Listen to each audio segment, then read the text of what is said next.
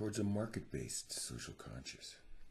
True advertising-driven, open, oligarchy-based competition, freed of government regulation, would optimally solve all our social issues. BigAg conglomerates compete to sustainably produce safe food to meet a swelling consumer demand. Coal-fired power plant owners race each other to reduce their mercury and CO2 emissions the fastest. There is intense competition among healthcare insurers to win over the old, the sick, and the poor. Meat producers strive to outdo each other in providing sanitary and dignified rendering procedures. Where the market is alert, no company silently releases untested new chemicals with their products.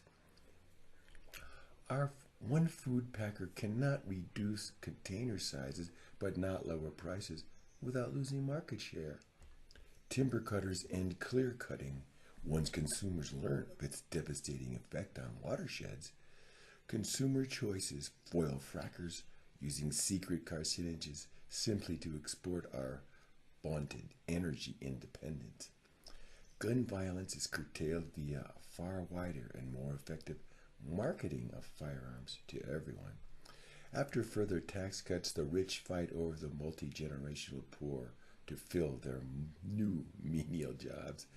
Consumers reduce demand for any tasty seafood species that even might begin to be overfished.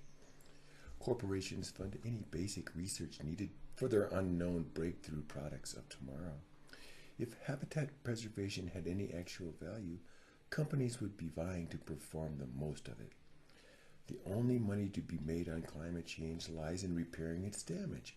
No prevention necessary.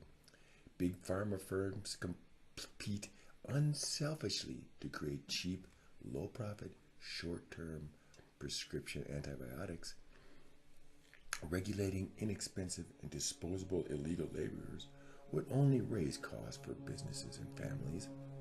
Surely privatizing Social Security would unleash the benefits of financial innovation upon all citizens. All the charismatic megafauna are in a battle for survival, based solely on their appeal to us. Even as we speak, market forces are converging to clean up those giant oceanic plastic garbage gyres.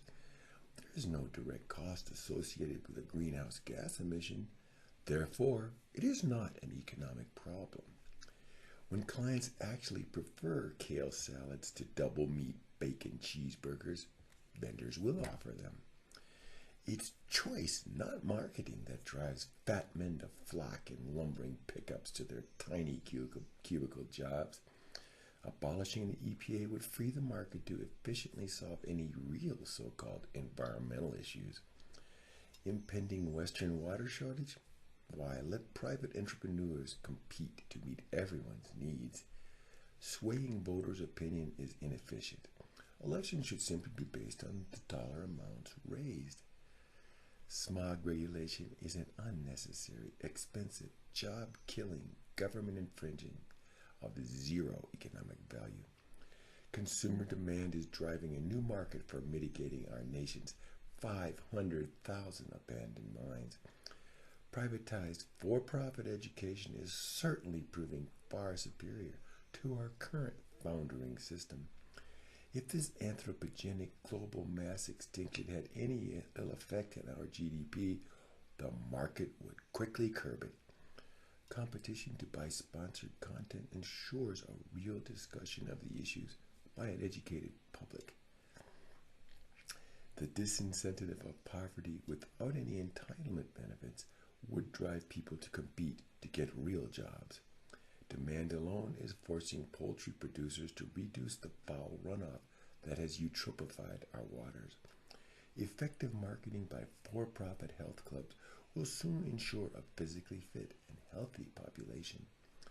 Global multinational competition is surely bringing an end to any possible consumer overpopulation issues. If war were not so highly profitable, it is certain that market forces would have eliminated it by now. Finally, it's a proven scientific fact that government regulation only stifles our great nation's innovation.